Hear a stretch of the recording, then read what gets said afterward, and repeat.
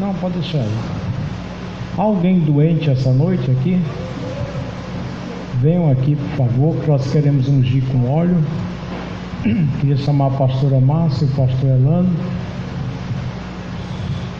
A palavra do Senhor diz em Tiago 5: se há entre vós algum doente, chame os presbíteros, pastores, enfim, chame os oficiais da igreja e unja com óleo, e a oração da fé salvará o doente. Amém? Então, podem vir que nós vamos orar por vocês. Deus, em Teu nome, enquanto eu oro, eles ungem. Deus, em Teu nome nós pedimos a Tua cura, a Tua unção sobre cada vida, Pai. Que as enfermidades sejam retiradas, que haja saúde, restabeleça a sorte de cada um, Pai. E que Tu venhas com a Tua misericórdia, o Teu amor, cuidar dos Teus filhos que estão precisando de uma intervenção divina, Pai. Estão precisando de a Tua mão, eles serem tocados por Ti, e que saia a virtude de Ti, Pai, e que eles possam ser curados nesta noite. Não oro somente por esses que estão aqui, mas oro por seus familiares também, por pessoas que nós conhecemos e que não estão aqui hoje à noite.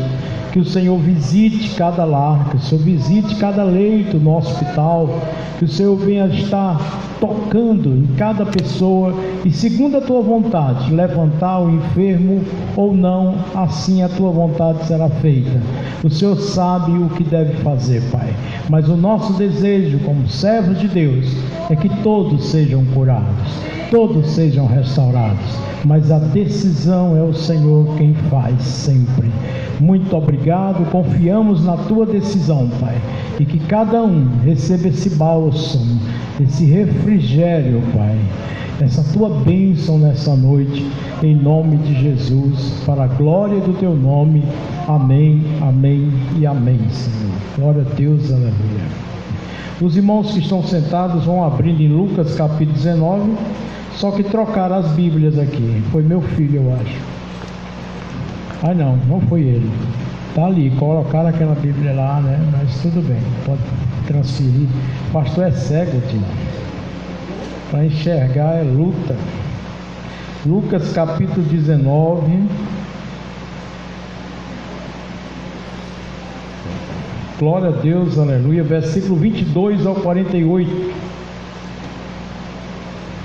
22 ao 48.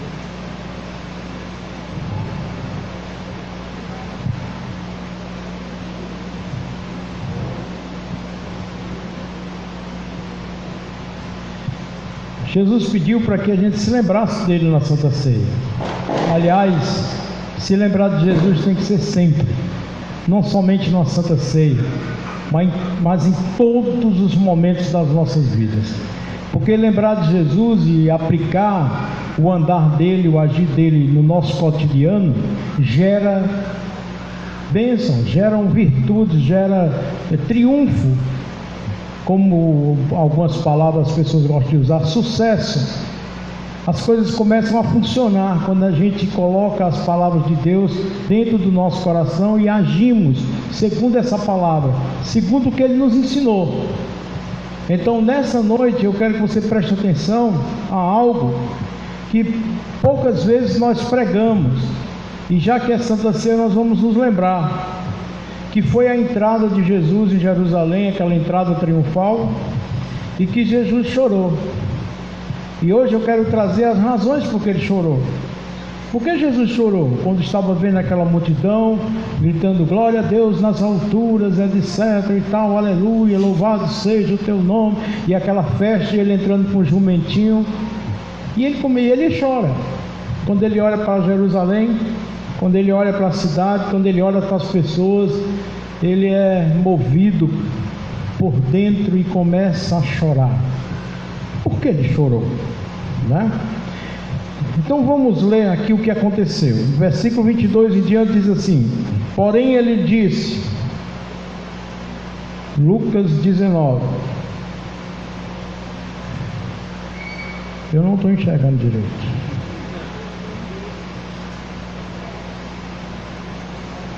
Não é 19, é 28, viu? E dito isso, ia caminhando adiante, subindo para Jerusalém. E aconteceu que, chegando perto de Betfagé e de Betânia, ao monte chamado das Oliveiras, mandou 2 dos seus discípulos, dizendo: ide à aldeia que está defronte, e aí ao entrardes achareis preso um jumentinho em que nenhum homem ainda montou. Soltai-o e trazei-o. E se alguém vos perguntar: por que o soltais? Assim lhes direis: porque o Senhor precisa dele. E indo, os que haviam sido mandados acharam como lhe disseram. E quando soltaram o jumentinho, seus donos lhe disseram: por que soltais o jumentinho? E eles responderam: o Senhor precisa dele. E trouxeram-lhe a Jesus, e lançando sobre o jumentinho as suas vestes, puseram Jesus em cima. E indo ele, estendiam no caminho as suas vestes. E quando já chegava perto da descida do Monte das Oliveiras, toda a multidão dos discípulos, alegrando-se, começou a dar louvores a Deus em alta voz, porque todas as maravilhas que tinham visto, dizendo: bendito o Rei que vens em nome do Senhor, paz no céu e glória nas alturas. E disseram-lhe dentro a multidão alguns dos fariseus: mestre, repreende os seus discípulos. E respondendo ele, disse-lhes: digo-vos que se esses se calarem, as próprias pedras clamarão. E quando ia chegando, vendo a cidade, chorou sobre ela, dizendo: ah, se tu conhecesses também, ao menos neste teu dia, o que a tua paz pertence, mas agora isso está encoberto aos teus olhos. Porque dias virão sobre ti, em que os teus inimigos te cercarão de trincheiras, e te sitiarão, e te estreitarão de todas as bandas, e te derribarão, e a ti e a teus filhos, dentro de ti estiverem, e não deixarão em ti pedra sobre pedra, pois que não conheces o tempo da tua visitação. Digam amém. Obrigado, Senhor, pela tua palavra, que a gente possa extrair aquilo que o teu Espírito Santo quer fornecer nessa noite. Que teu Espírito Santo tome de conta e faça o que tu queres, Pai. Seja feita a tua vontade, em nome de Jesus, amém. Por glória a Deus, aleluia. Tem muitas coisas que fazem com que a gente chore. Você já se sentiu engasgado? Que quando alguém chegou para você, engasgado que eu falo de choro, que quando alguém começou a conversar com você, a falar com você, colocou a mão no seu ombro e perguntou: está tudo bem? Você se derrama no choro? Quem já passou por isso aqui? Existem seres humanos, em nome de Jesus, ao nosso redor, né? Nós humanos, nós temos um período em que a gente está bem frágil, que qualquer uma mensagem do WhatsApp, de um versículo, que qualquer palavra, só um abraço, só um perguntar se está tudo bem, a gente lança fora o choro, porque muitas coisas nos engasgam nessa vida. Muitas coisas acontecem rotineiramente, isso vai trazendo um acúmulo, e em determinado momento você explode, joga fora, você está frágil, e você está sem aguentar tantas pressões que vêm na sua caminhada aqui na terra. São muitas pressões. Então são cenas que ficou na sua mente, ações que você presencia de pessoas que, ao contrário, você queria que fosse diferente. Quando você olha, vê aquela acidez na pessoa, vê aquela frieza da pessoa, vê aquela apatia da pessoa, e você fica triste.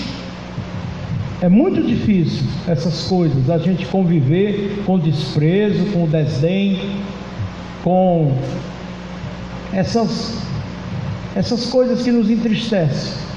A gente fica muito triste quando vê que um dia desse você estava com determinada pessoa, seja relacionamento sentimental, então de amizade mesmo, e por nada, tudo muda.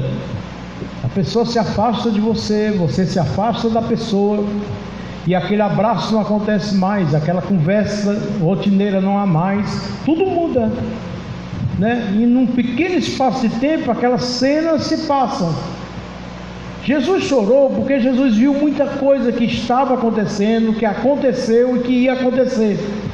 Jesus vê essas cenas todas de uma vez. Toda vez que Jesus chora assim na Bíblia, é que ele está vendo um todo, algo global, universal, algo que ele está vendo de faces, de formas, de gente, de tempos. Ele está vendo tudo de uma vez. Aí ele faz uma síntese de tudo ao mesmo tempo, por ser Deus, e lança-se na tristeza, no choro, no lamento, esse lamento de Deus.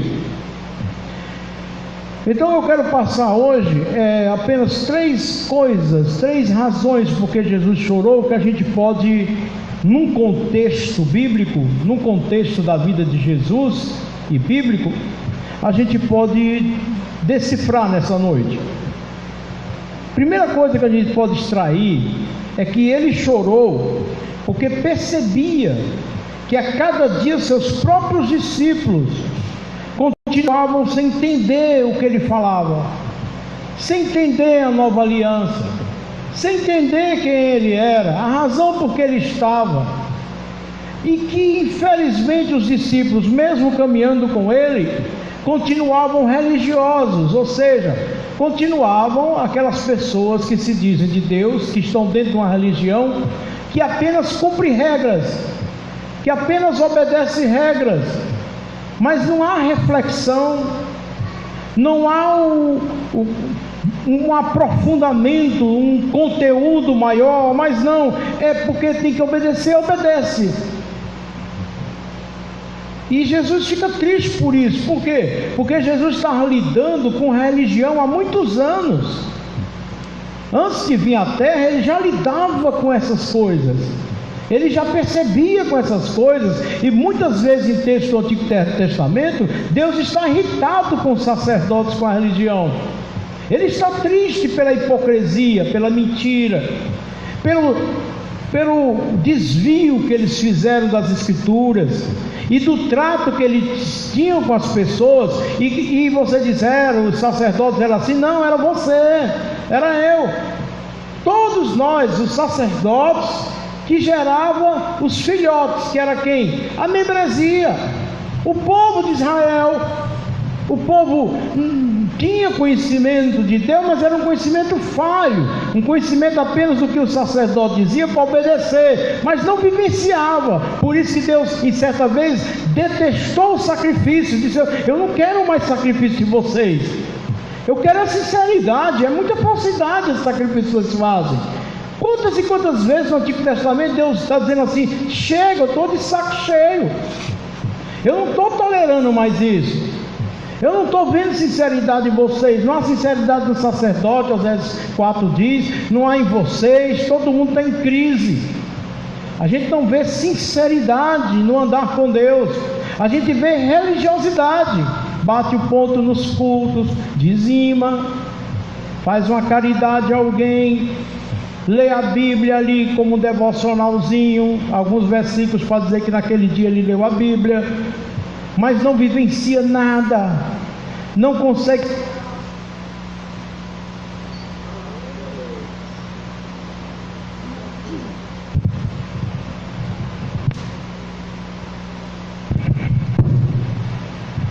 Não consegue colocar em prática o que lê, o que é ensinado, não consegue. Aí vem a hipocrisia. Aí pessoas que nos conhecem bem dizem assim, fala muito bonito, prega na esquina muito legal, usa uma roupa muito bonita, a Bíblia é muito linda, mas não vive nada disso que faz.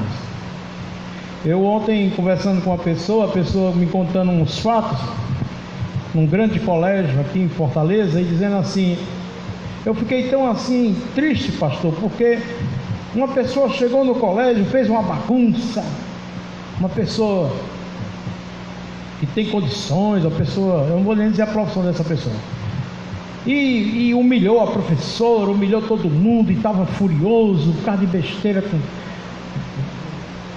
E depois o pior, pastor, é que eu fui saber, ele é crente.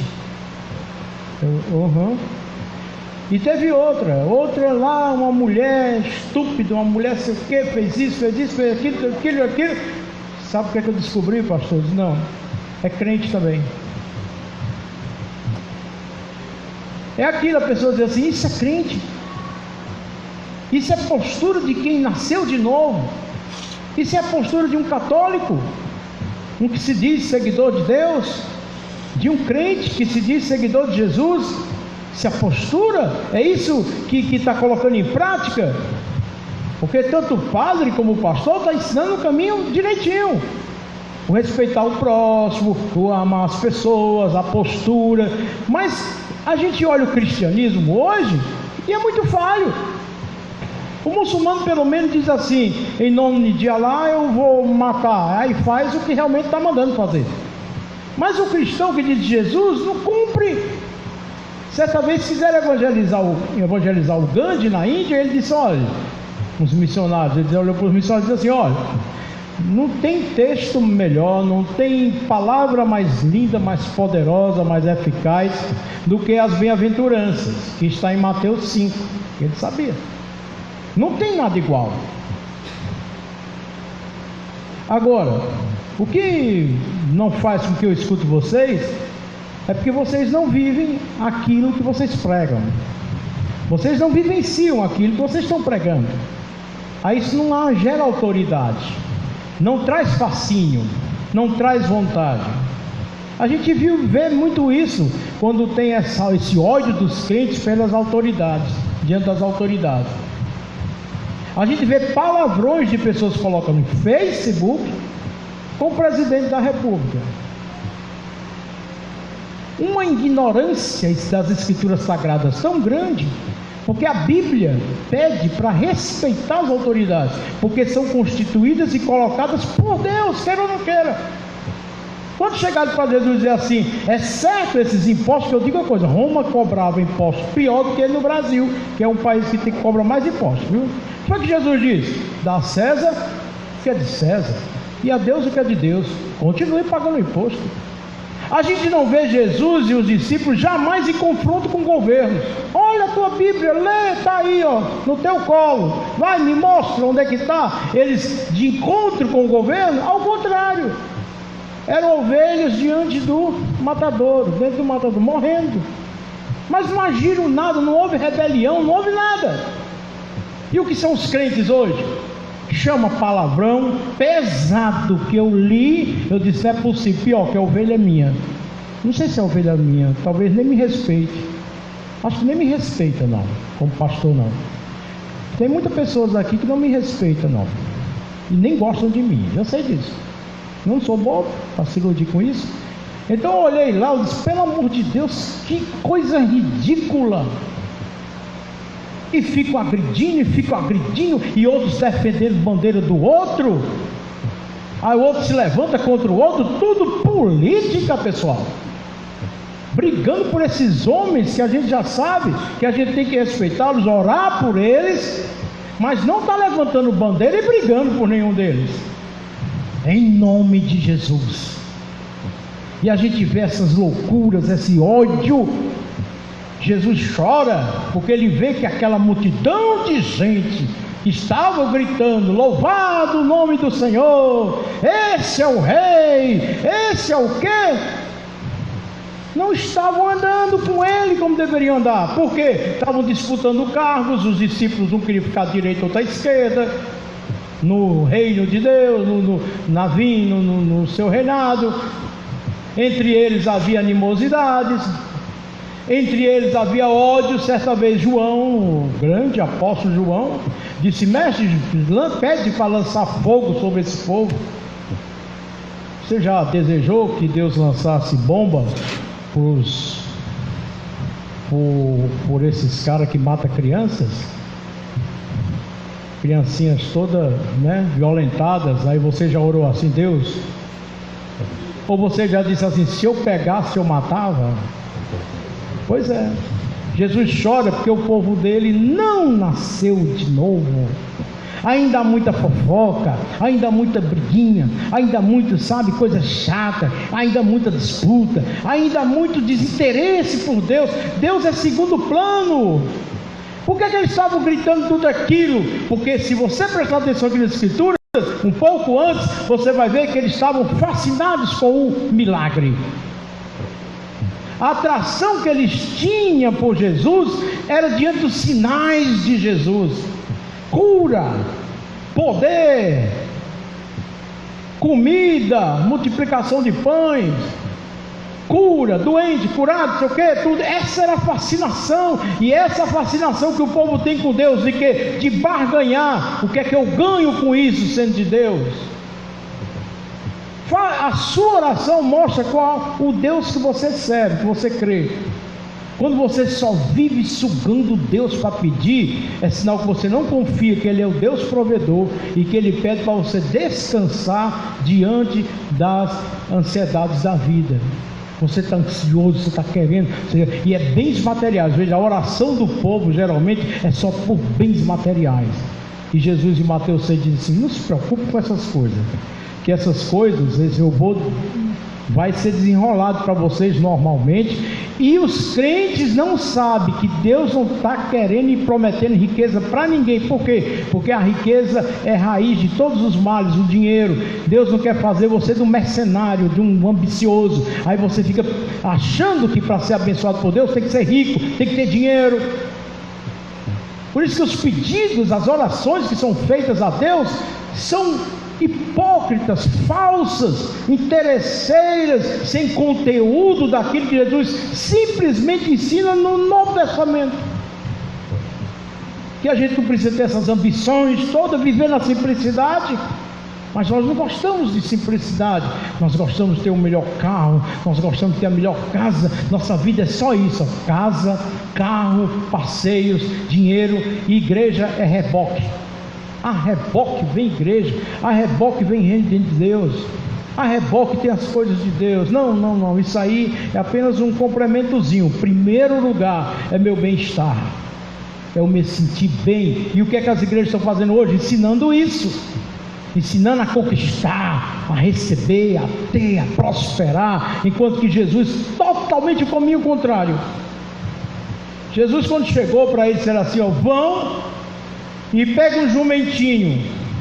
O que Jesus quis dizer com isso?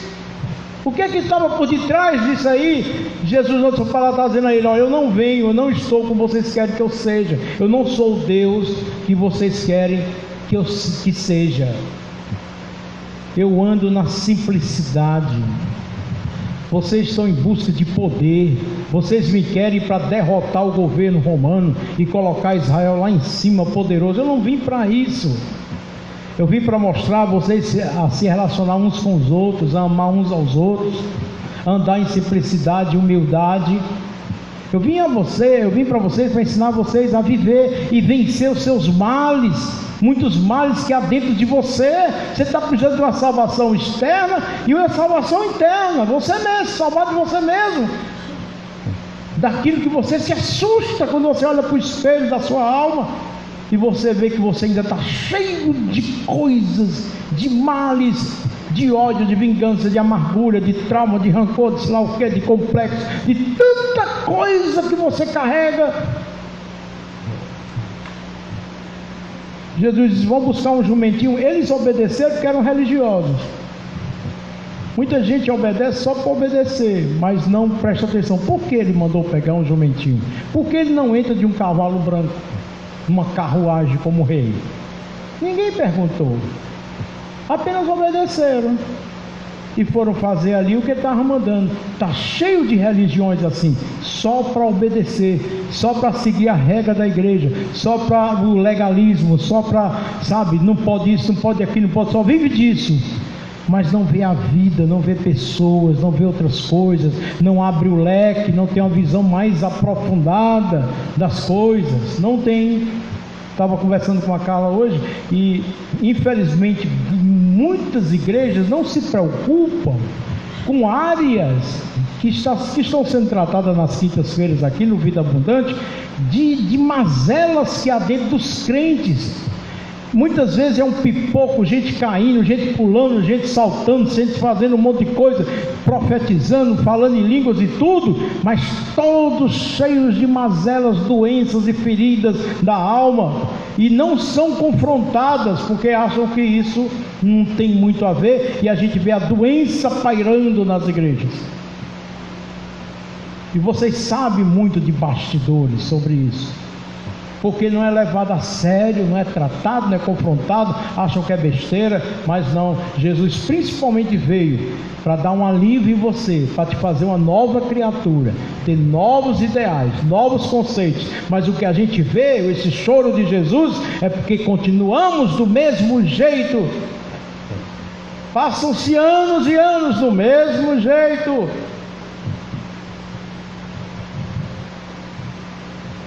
Ainda bem que eu não sou Jesus, eu sou um homem só, apenas servo de Deus, cheio de defeitos, né? Mas eu tenho uma coisa assim, de 25 anos de pastor, eu infelizmente, eu digo isso com pesar, com tristeza. Mas infelizmente eu cheguei a um ponto de olhar para algumas coisas e dizer assim, eu acho que aí nunca muda.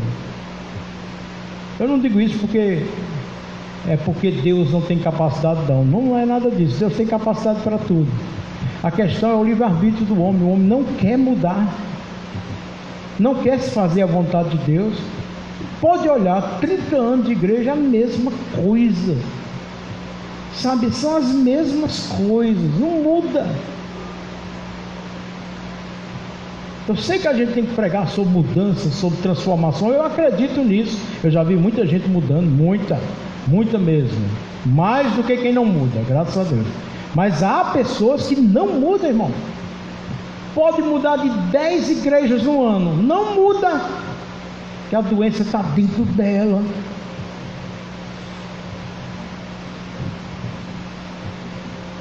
Então uma meta da Manancial, sabe qual é? É não te tornar um religioso, um cara fechado.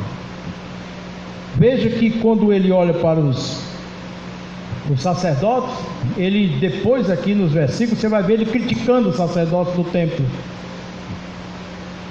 É porque sabiam muito de Bíblia, tinha uma ortodoxia incrível, retíssima, mas não tinha um amor, misericórdia, nem entendia a graça de Deus, nem como as leis vieram para o homem, não entendiam. Segurava o sábado, sabe? Realmente, se Jesus fosse discutir com ele, é ou não é? O sábado é bíblico para guardar? Jesus você tem razão. Você é um cara ortodoxo, você é um cara que entende as escrituras, você é um cara que entende mesmo, vai mesmo na linha, né? Sou mesmo. Pois, então é o seguinte, você sabia que o sábado foi feito para o homem, não para o sábado? Não entenderam isso, só entenderam a letrazinha, guardar o sábado, segurar o sábado.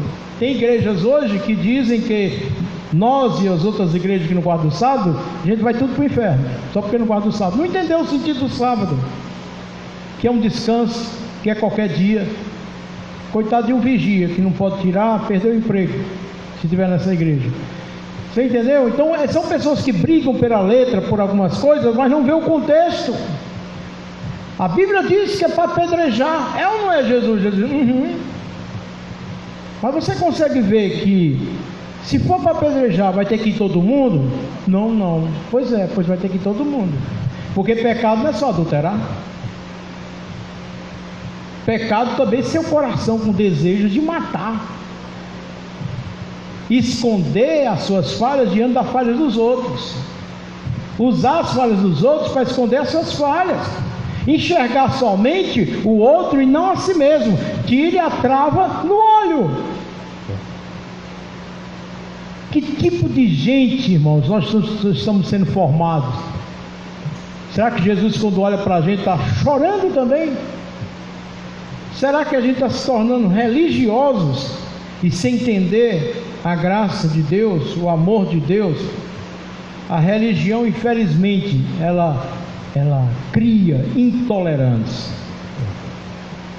ela forma pessoas intolerantes. Você vai no Facebook, você vê facilmente, às vezes uma pessoa normal, estava até sadiazinha, entre aspas, assim, você vê normal, mas briga, discute biblicamente por besteiras e asneiras.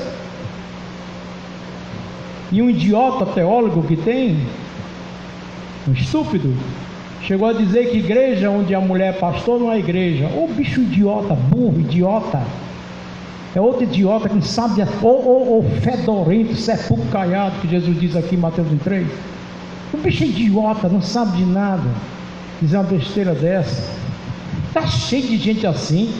Você quer ver um cara na igreja, estou falando de crente, falando de católico também. Quer ver um cara inteligentíssimo na igreja católica? Muito inteligente, entendedor, segundo o conhecimento da igreja católica? Esse Papa que foi aposentado agora, Bento XVI. Perguntaram a Leonardo Boff sobre ele, que foi ele que caçou no Leonardo Boff. E ele diz: não tem ninguém que tenha conhecimento como aquele homem. Aquele homem é muito conhecedor, muito inteligente. Na ponta ele sabe de tudo. Só tem um detalhe, qual é? Não tem amor nem misericórdia. Carrasco.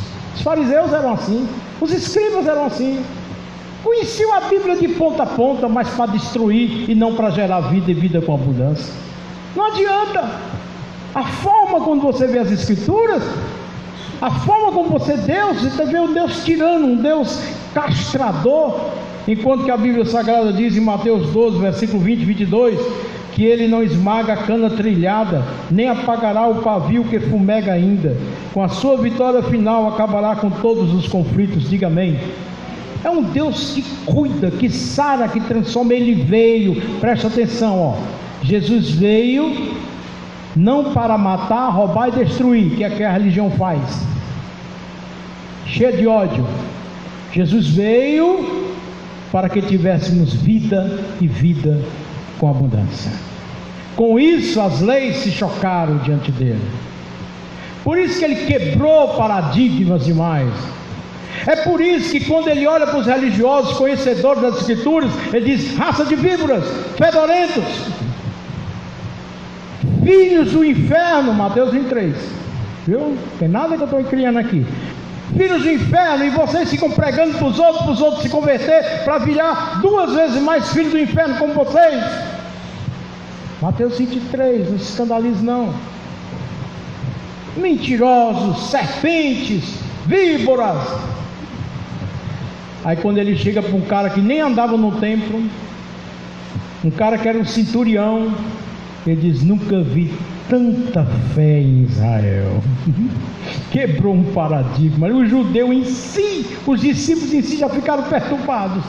Como é que ele diz isso? Um cara que não é da gente, que não é nosso, que não pertence à igreja tal, que não é do nosso aprisco. Aí Jesus diz: nunca vi tanta fé em Israel. Porque o religioso se torna exclusivista, só serve ele, só serve para ele, e é muito sentencioso. Eu tenho uma péssima notícia aqui para vocês. O último curso de casais, o John nos abençoou. O John está na outra igreja, está noivo, e ele nos abençoou, veio aqui tocar, que a gente nunca tem tocador nos casais. Temos tocadores, casais, mas nenhum vem. Aí a gente teve essa bênção, e ele veio. Eu disse: John, estava terminando, eu disse: vamos cantar aqui umas 2 músicas que não está no dicionário da igreja evangélica. Cantei Dia Branco, do Geraldo Azevedo. O religioso morre. Mas eu ainda não vi um crente para escrever uma letra daquela. Está para nascer. Quem já ouviu aqui Dia Branco, de Geraldo Azevedo? Levante a mão.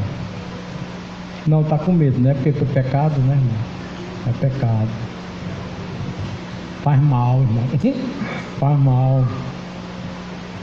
Imagina o cara na igreja cantando, o pastor cantando e ele tocando: se você vier, pro que der e vier comigo, eu te prometo só se hoje o sol sair. Só o que eu estou fazendo agora já é propositando, ou já é confrontando a sua religiosidade. Ou a chuva, se a chuva cair, se você vier até onde a gente chegar, numa praça ou na beira do mar, num pedaço de qualquer lugar, e nesse dia branco, se branco ele for, e esse canto, esse tão grande amor, se você vier, o que der e vier comigo, pronto. Aí tem irmãos aí se benzendo, está amarrado em nome de Jesus, né? Não pode isso fazer, ele está debaixo do templo, está debaixo do templo. Sabe qual é a sorte da gente aqui na Manancial? Que a gente veio de uma igreja que não era legalista, onde a gente pode, numa reunião de casais, cantar amor para a nossa esposa, sem sentir que é pecado. Religioso, tudo é pecado, tudo é errado, tudo é não toca, tudo é não ver, tudo é não ouve, não sabe discernir o que se deve ouvir ou não, porque tudo já está taxado do pecado. Não sabe discernir uma letra, não sabe decifrar uma letra, não sabe, só sabe o que é da igreja, não, é pecado. Você sabia que tem músicas na igreja que é um demônio, que é pecado puro, louvores que são cantados na igreja, heresias puras, umas aberrações teológicas, ninguém acha que é pecado, são cheias de erros teológicos. A música que o cara fez lá para a mulher dele, para a namorada dele, é só o amor, não está se metendo nessas coisas, está apenas transmitindo. E quem foi que criou o amor? Quem criou o amor entre o homem e a mulher? Quem foi, pessoal?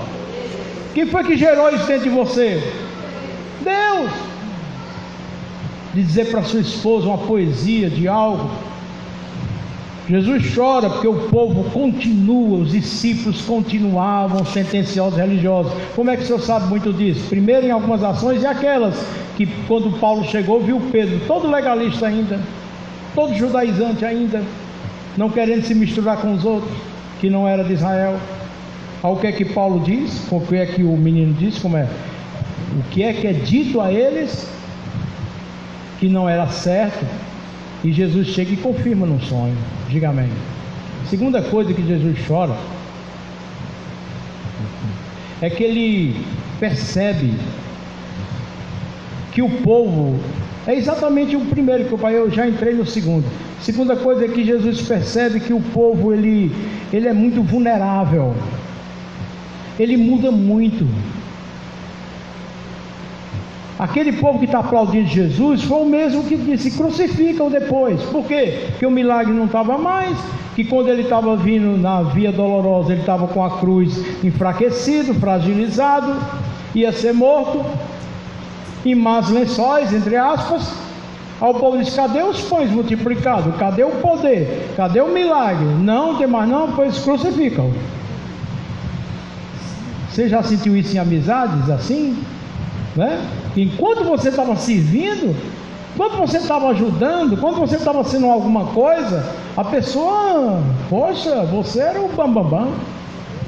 Mas na hora que tudo mudou, aí a pessoa, não há mais interesse, não há mais atrativos.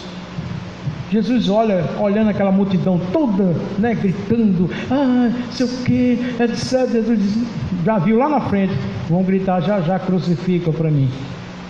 Como as pessoas são vulneráveis, como as pessoas mudam, como as pessoas não conseguem permanecer e ser nas amizades, nos relacionamentos. Por que as pessoas só buscam o que é bom para elas mesmas, são egocêntricas, só o que for bom para elas, no dia que não for bom não serve mais. Jesus chora com essas coisas, isso dói no coração de Jesus. E a última coisa que a gente vê que Jesus sente e chora, vamos aqui ao texto, Lucas 19, ele vê, infelizmente, que os líderes, versículo 39, leia aí por favor, vamos ler aliás, 39 do capítulo 19, diz assim: e disseram dentre a multidão alguns dos fariseus: mestre, repreende os teus discípulos.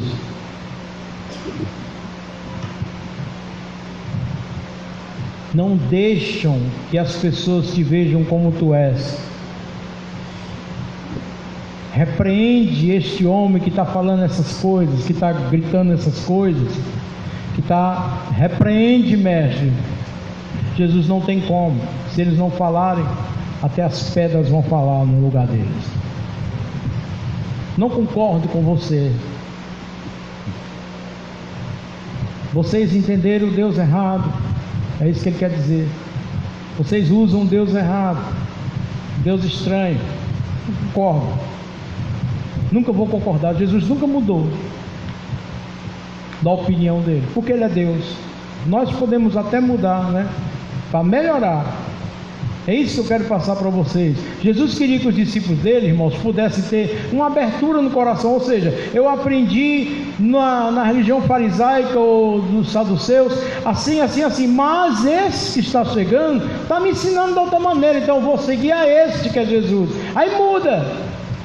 A caixa não está fechada, que não pode mais abrir nem entrar nada. Não, eu tenho que ver. O quanto mais parecer com o que ele ensina, é o que eu vou seguir, não aquilo que eu aprendi.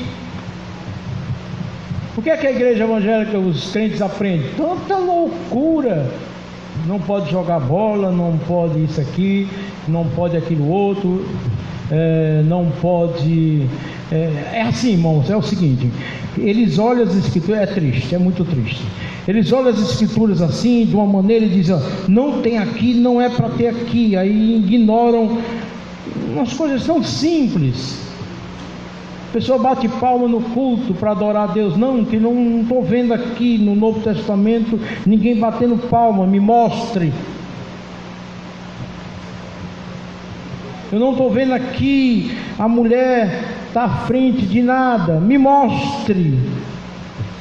Aí esquecendo que naquela época as mulheres, coitadas, não era nada mesmo, não. Isso é fato. Um contexto, até hoje tem umas que agora estão podendo tirar carteira de motorista em países orientais. Não pode nada mesmo não, que eles podia. Agora eu não estou no Oriente, meu amor, eu estou no Ocidente. E se no Ocidente a mulher pode, nós vamos investir o que puder nas mulheres dentro da igreja também. O potencial delas é extraordinário. A questão, para Jesus, lá em Efésios, Gálatas diz, as coisas se convergem, não há homem, não há mulher, não há isso nem aquilo. As coisas se convergem em Cristo. Eu não quero saber se é porque é mulher, se é porque é homem. Eu quero saber se exerce bem aquilo que Deus colocou na mão dela, na mão dele. Não quero saber. Não quero saber se é mais novo ou mais velho. Tem gente que tem 30 anos e se posiciona como um ancião, uma maturidade, né, com a sabedoria. E tem gente que tem 70 anos que se comporta como adolescente, que não compreende, que não entende nada. Amém, irmãos? Em Cristo a gente vê as coisas acontecendo na vida de cada pessoa. Digam amém. Eu queria chamar a sua atenção para isso. O grande choro de Jesus é isso, é não ser compreendido. Eu tenho minhas próprias convicções particulares. Eu sei que essa briga é extensa. Eu vejo pessoas muito duras nas coisas, mas também em outras eu fico impressionado. Ou seja, não busque ter extremos não, que ir para o lado do extremo é a coisa mais fácil. Busque ter equilíbrio, busque ser como Jesus quer que seja. Como é que Jesus agiu no dia a dia com as pessoas e diante de situações? É Ele que eu quero saber e fazer. Diga amém. É com Ele que eu quero aprender. O que é que Ele me ensina? É com Ele. Mas no Antigo Testamento diz, eu não quero saber no Antigo Testamento. Eu faço minha leitura do Antigo Testamento, é muito linda, tem histórias de vida lá que mudam muito o meu ser, mas em Cristo é que começa tudo na nossa vida. Cristo mudou muita coisa, é simples, é só olhar aqui, deu sentido à lei. A lei era morta, sem vida, e Ele deu vida. É em Cristo que você deve aprender. Se você quer viver uma vida, independente de saber o que Cristo faria, o que Cristo faz, a sua vida nunca vai ser como Jesus planejou e morreu ali na cruz do Calvário para te salvar. Amém, igreja? Fique em pé na presença do Senhor.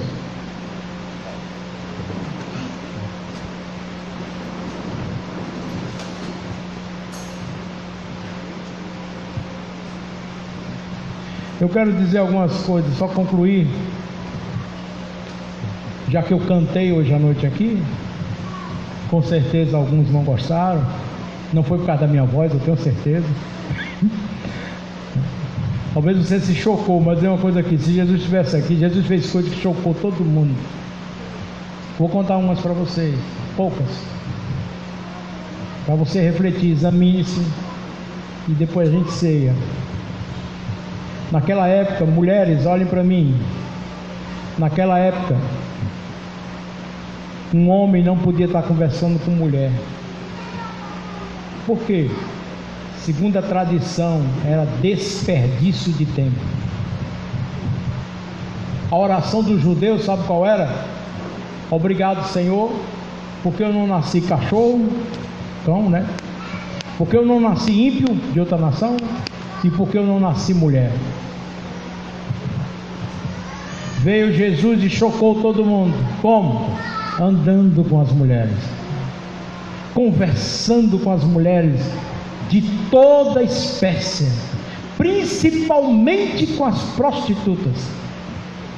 Se tinha alguém que conversava com prostituta e dizia palavras que a Bíblia, até hoje a gente se admira para uma prostituta, se chamou Jesus de Nazaré, naquela época. Amém? Isso chocou, isso é contra a religião, isso fere os padrões. Jesus veio realmente para chocar, para rachar mesmo, porque uma nova aliança estava surgindo. O ser humano agora tem vez, não há mais discriminação, não há mais acepção de pessoas. Deus ama todos, Deus inclui todos no seu projeto de vida, de salvação. Diga amém. Todos estão inclusos. Eu acabei de dizer também que em Israel, como exclusivistas, só eles adoravam a Deus, só eles entendiam a Deus, só eles que tinham intimidade com Deus, só eles que Deus ouvia orações. Aí vem a Bíblia Sagrada lá em Atos, e chega, Deus fala para os apóstolos, diz assim: olha, vá lá na casa, me ajude aqui alguém, se esse cara era centurião romano, se era um romano, está fazendo orações, mandou Pedro lá. Eu escuto as orações dele, as esmolas dele, tudo chegou até mim. Vão lá pregar para ele, vão lá incluir ele na igreja, que ele lá eu já escuto há muito tempo. Vocês não enxergaram, porque é do outro lugar, ele não é da igreja, você só enxerga gente da igreja, ele é de outra crença, de outra religião, mas ele era um homem que busca Deus. Então ele, por não entender que Deus é esse direito, vá lá, explique, sou eu. Diga amém. Lindo isso. Mexeu, feriu. Oh Deus, quebrador de paradigmas. Zacarias 9:9 diz que quando ele viria num jumentinho, como foi profetizado aqui nesse texto de Lucas 19, e como pobre. Aí hoje as pessoas querem ser ricas, a igreja tem que gerar pessoas ricas, poderosas. Jesus veio de outra forma, simplicidade, veio como um pobre. Não é assim que os judeus esperavam vir um Salvador.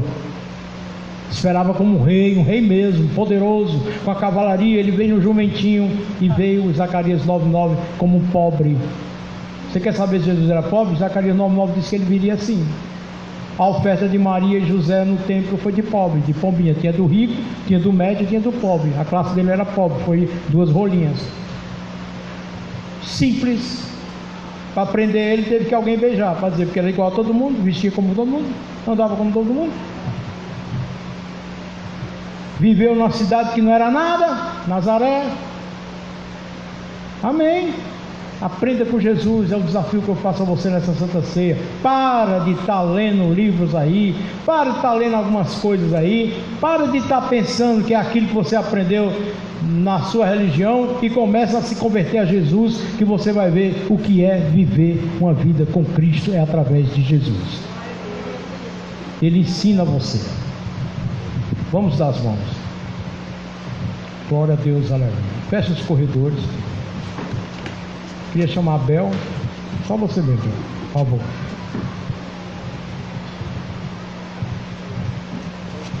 Queria que você curvasse sua cabeça agora em nome de Jesus. A Bíblia diz que quando a gente vai cear, precisa assim de um impacto assim nas palavras, realmente, para que haja um exame.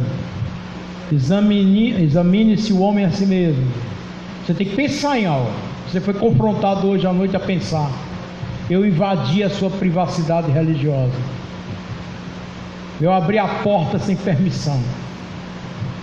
Eu confrontei o teu pensamento sobre religião, sobre Deus, essa visão distorcida sobre Deus. E que Jesus não quer chorar e ver você seguindo um Deus que não é Ele, mas um Deus criado pela religiosidade, pelos teólogos, pelos estudantes da Bíblia, entre aspas. Não sabem nada sobre Deus. As expressões de Deus estão no amor. Você vê muita expressão de Deus em pessoas que nem em religião pisam, às vezes. Ah, mas você não sabe como Deus ama. Você não imagina como Deus ama. E que não está na tua agenda de pessoas que vão ser salvas, pessoas que vão ser alcançadas, pessoas que são visitadas por Ele diariamente. Você nem imagina como você está longe. Você está muito longe. Hoje você diz: a oração que Deus escuta só é da nossa igreja, só é dos crentes. Você não sabe de nada. Vá ler Atos. E você vai ver que Deus ouviu a oração de um homem que nem no judaísmo pertencia. Deus escutava todo dia as orações dele. Pedro vai lá para ele, que vocês não vão, mas eu já fui. Eu já estou com eles. Vocês nem se misturam com ele, eu já estou com ele. Aquela mulher cananeia, de outra nação. Jesus disse: não dá para fazer nada para vocês agora. Dá, que eu te conheço. Como assim? Eu já vi o Senhor em Israel, a tua compaixão, a tua misericórdia, o teu amor, o teu jeito de ser. É por isso que eu estou aqui, porque o Senhor jamais vai dizer um não a mim. Diante de um coração contigo quebrantado, tu não desprezarás. Vai, mulher, a tua fé te salvou. Você venceu. Eu quebro esse paradigma, eu quebro essas estruturas e eu visito com minha graça a sua vida. Aleluia. É diante da mulher samaritana. A mulher era de Samaria, já inimiga do povo de Deus. A mulher era prostituta, e Jesus começa a conversar com ela. Ele puxa o assunto. Isso é que me deixa fascinado com Jesus. A mulher não queria nem conversa com ele, estava lá na vida dela. Ele vai lá e provoca o assunto, porque o desejo dele de salvar derruba todas as barreiras, todos os preconceitos. Ele vai lá, se mete, santo atrevimento, aleluia. Chega lá e provoca o assunto, até extrair da mulher. E ela vê que ele era o profeta, ele era Deus. E aquela mulher foi a primeira missionária de Samaria. Se você não acreditar nas pessoas, você nunca vai ver a transformação das pessoas. Deus quer pessoas assim difíceis, que a gente acha que nunca vai dar certo. Ele vai lá e mostra a você: vá que eu vou te mostrar como dar certo. Amém? A igreja precisa se levantar em evangelizar, para não ficar só vindo para o culto e para a sua casa, mas falar de Jesus, mas com o amor de Jesus. Essa inclusão de Cristo é o que as pessoas estão precisando, ser incluídas, porque o mundo exclui. Jesus inclui na sua mesa as pessoas. As igrejas muitas vezes puxa, mas quando chega é cheia de exclusões. Jesus veio para incluir. Dentro de uma igreja que exclui, Ele quer que essa igreja aprenda a incluir, porque Ele não exclui, porque Ele inclui a todos, para a glória do nome dEle. Feche seus olhos, vamos louvar o Senhor.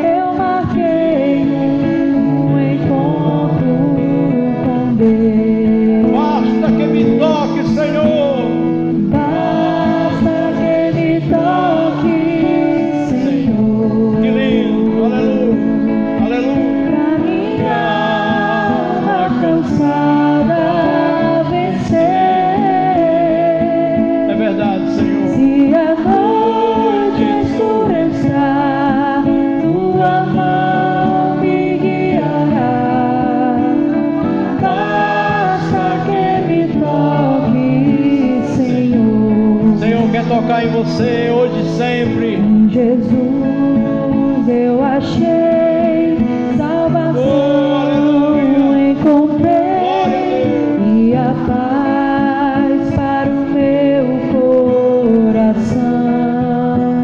Aleluia, aleluia. Ele muito me amou e do mundo me tirou. Hoje eu sinto de Deus o perdão. Santo Deus, aleluia. Basta que me toque, Senhor. Que Deus possa tocar na sua vida e você ter uma mente alicerçada em Cristo. Que toda religiosidade saia e que Cristo reine na sua mente. As ações de Cristo, o pensar de Cristo, o amor de Cristo, a forma de Cristo ser, que verdadeiramente opere no seu coração e na sua vida. Toca, Senhor, e muda o pensamento, a forma de pensar sobre Deus das pessoas que se tornaram religiosas, Pai. Aleluia. Pra minha alma cansada vencer. Oh, glória. Se a noite escurecer, tua mão me guiará. Basta que me toque, Senhor. Quando você for tocado por Jesus, deixe ser guiado por Ele. Deixe Ele guiar você. É isso que eu fiz na minha vida. Eu já estudei muito, já ouvi de tudo que é lado. Até de seita eu fui. Mas eu não tinha ainda sido guiado pelo jeito de Jesus. Eu estudei muito sobre um Deus que não bate quando a gente olha para Jesus. Estudei tanto nas seitas como em igrejas tradicionais reformadas, mas eu não entendia e não compreendia olhar como Jesus olhava, ouvir como Jesus ouvia e fazer como Jesus fazia. Eu precisava dessa conversão. Deixe ser tocado por Jesus. Aí você vai ver que esse seu jeito de pensar e ser truculento, forma errada de perceber Deus. O desafio da Manancial é exatamente isso, não é fazer multidão, é mostrar e fazer com que você ande como Jesus é aprender desse Deus chamado Jesus de Nazaré, que está faltando muito isso, está faltando cada dia mais enxergar como Jesus é. Aí você vai começar a dar prioridade no reino de Deus. Aí a sua motivação maior é estar na casa de Deus, é fazer a obra de Deus. Hoje teve um jogo do Brasil, não existe mais esse negócio para mim. Claro que eu sou brasileiro, né? Mas eu ficar todo, sabe?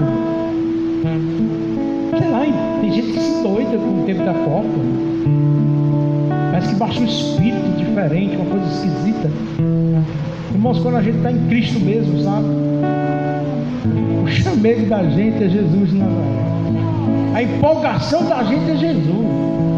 Aí as pessoas buscam em jogo, buscam, né, em ídolos, buscam em cantores, buscam em, sei lá, em dinheiro, buscam tanta felicidade, né? Sei lá, ser feliz de alguma maneira. Eu acho que é a carência de felicidade. Aí busca qualquer coisa para sorrir, para se alegrar.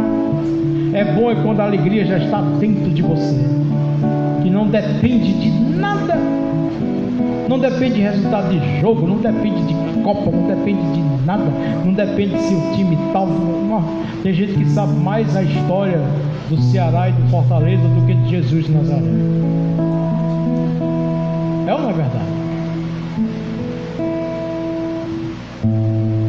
Uma santa ceia aqui. Talvez se o jogo fosse agora de noite, quem estaria aqui na santa ceia? Amém. Amém. Amém. Glória a Deus. Veja só, poucas pessoas estão aqui. Eu e vocês que levantaram a mão. Mas a grande maioria não estaria aqui. Por quê? Santa Ceia tem todo mês.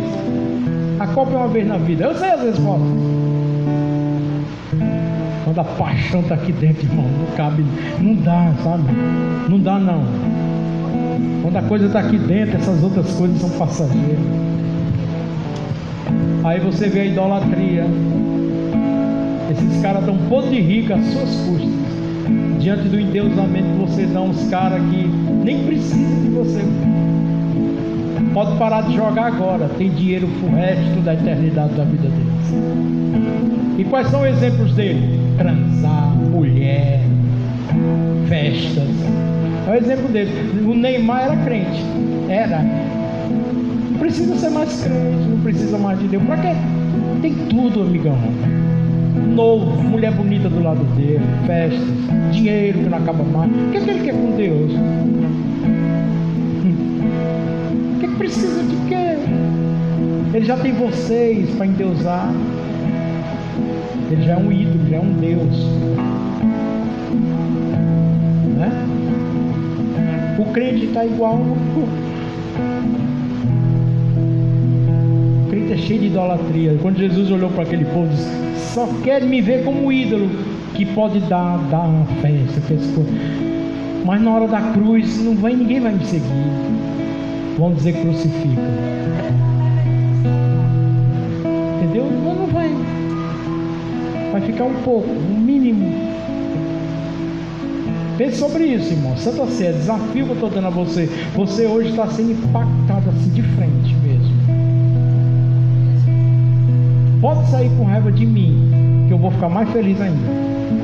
Eu não vim aqui para passar óleo em ninguém, nem seda de nada.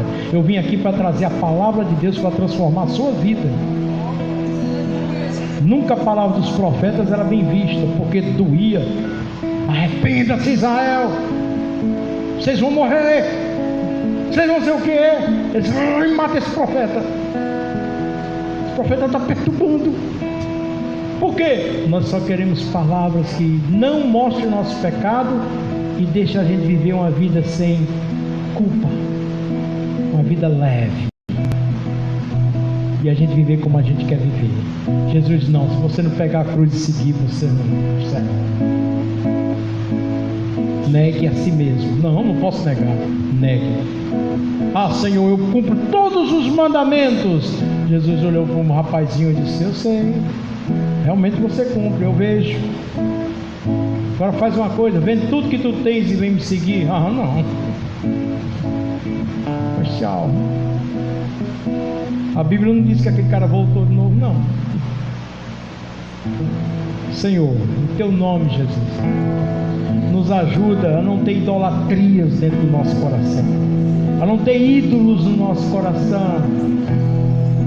O nosso fascínio, a nossa vontade, a nossa alegria, a nossa motivação, que seja sempre o Senhor dos Senhores, o nosso Salvador, o nosso Mestre, aquele que gera vida na nossa vida. É essa água que se eu beber jamais terei sede, esse pão que se eu comer jamais terei fome. Eu aceito o convite teu, Pai, de beber dessa água e de comer desse pão e de ter vida eterna. Amém. Amém. Amém. Venham ceiar, por favor, façam a fila e venham aqui pegar o pão e o vinho. Os pastores venham para orar e abençoar o pão e o vinho. Esse pão e o vinho, ele não vai se transformar em corpo nem em sangue de Jesus, não. É apenas um símbolo do sangue e do corpo. Agora a nossa mente vai entender que esse corpo, isso foi sacrifício. Cristianismo gera sacrifício. Não é à toa que é cristão. Foi um preço, a Bíblia diz que foi um alto preço, que até o sangue dele foi derramado em prol de mim e de você.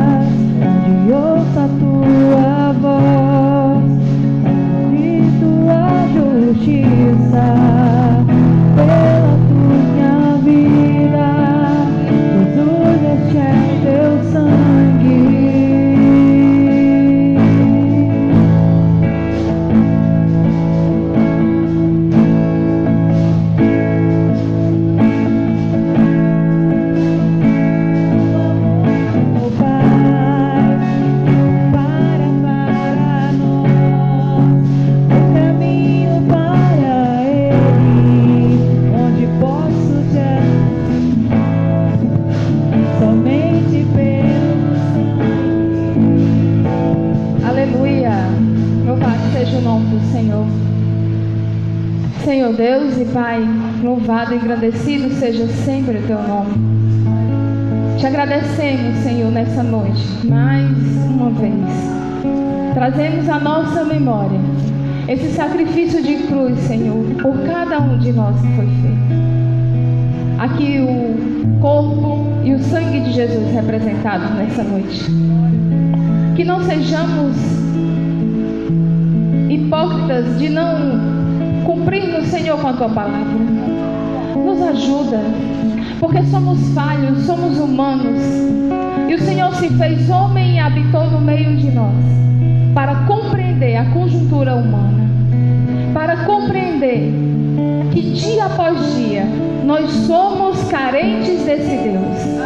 Dia após dia, eu e você precisamos nos agarrar mais e mais a esse Deus, que por amor entregou o seu único filho. Por amor a mim e a você, Ele não olhou para os meus pecados e nem para os seus pecados quando Ele decidiu vir à terra, mas Ele olhou com amor de Pai. Nessa noite, sinta-se amado por Deus, exortado, admoestado para o bem maior da sua vida espiritual. Cresça diante do reino de Deus.